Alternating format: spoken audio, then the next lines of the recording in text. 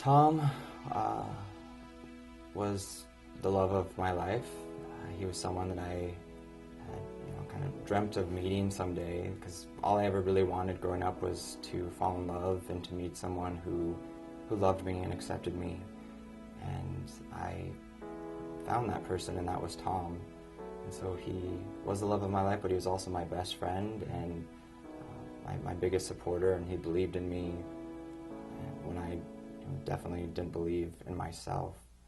So he was just an incredible person. Talk to me about It Could Happen to You. It has 5 million viewers. You did it after what happened to Tom a year after. It was in 2012. Mm-hmm. And it's very powerful. And what was the point of doing that? Why do you think that reached so many people? I mean, for me, I wanted to create a video that it could honor Tom and our relationship, but I also kind of wanted to educate other people and show what can happen when you don't legally prepare for the unexpected, or when people don't have access to the same rights.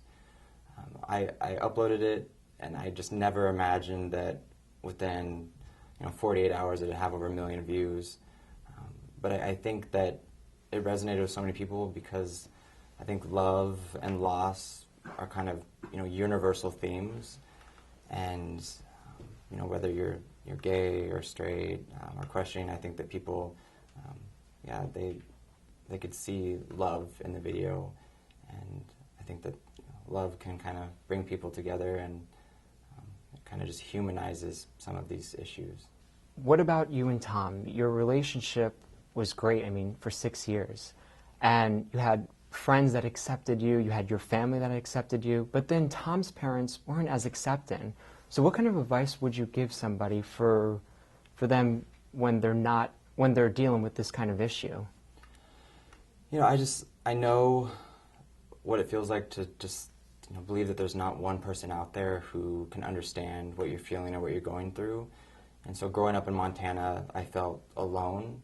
I didn't have access to YouTube at the time. It didn't exist. Mm-hmm. And so the only exposure I had to someone that I could relate to that happened to be gay was in movies or on TV. And at the time, all that they would discuss when it related to gay people was AIDS. And so I thought that I was going to die of AIDS because I didn't know any better. And so, I found that as I've been traveling that there's a lot of people out there in small towns who are afraid of coming out. And one of the main reasons being their families. They're just really worried that if they come out that their families will disown them. And I completely understand that fear, and I know what that's like. But it's a difficult situation because everyone's circumstances are different, and there's a lot of people that say, just come out, like life's going to be so much better. Mm-hmm. And in many ways it is, but it's also a situation where someone could risk being kicked out of their own home, and it happens all the time. Or it could be a situation where parents feel like they need to fix their child and put them into conversion therapy. And as I was talking to someone about this recently, like there's a lot of people who have been through conversion therapy, like thousands, and there's not one single person who has said that it actually made them straight. Right. It actually just led to a lot of suicide, depression, and it's just heartbreaking. I know that you and Tom wanted to get married, but that was a struggle. Today, that's different because marriage equality is moving across the United States, and it's moving pretty rapidly. But then we have states such as Indiana where they think it's okay to discriminate against the LGBT community. What are your thoughts about that? To me, it's amazing to see how fast things are changing, and that the majority of the country has marriage equality now, and that the majority of U.S. citizens support marriage equality. So that's wonderful. But I think of people like my partner Tom, who unfortunately passed away before we could legally get married.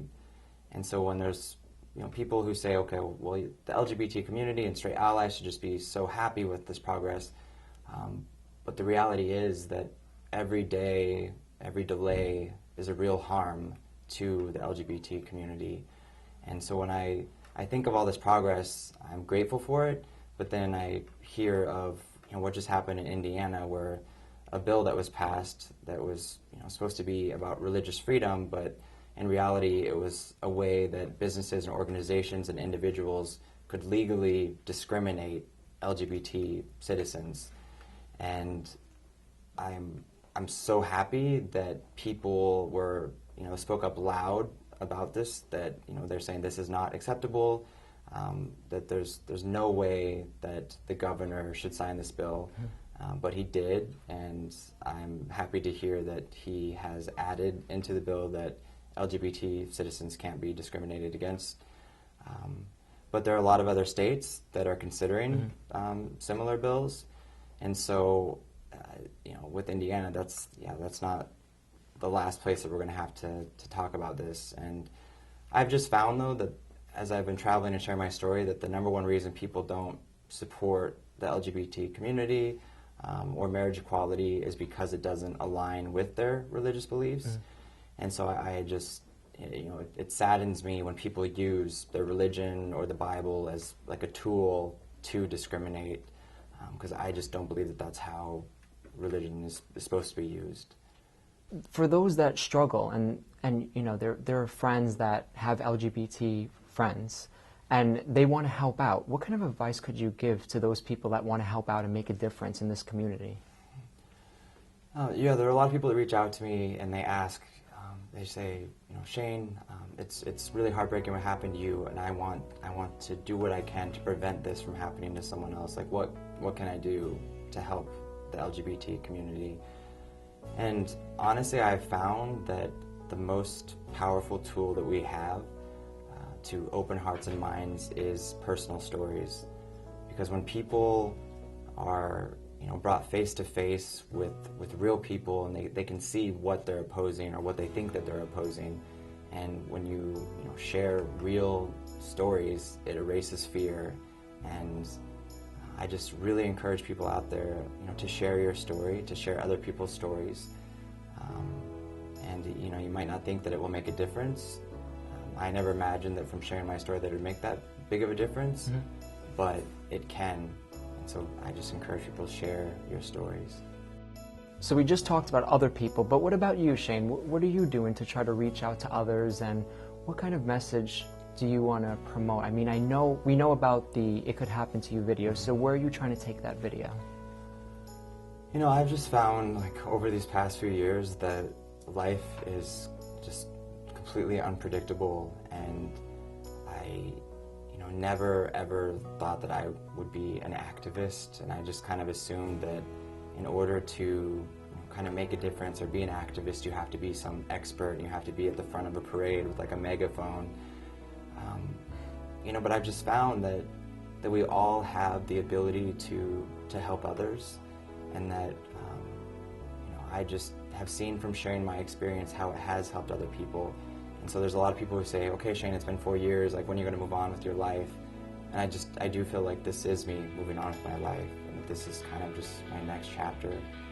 And so for as long as sharing my story or traveling and screening the documentary, it helps people, I'm just going to continue doing that. And it has brought so much joy and just meaning to my life.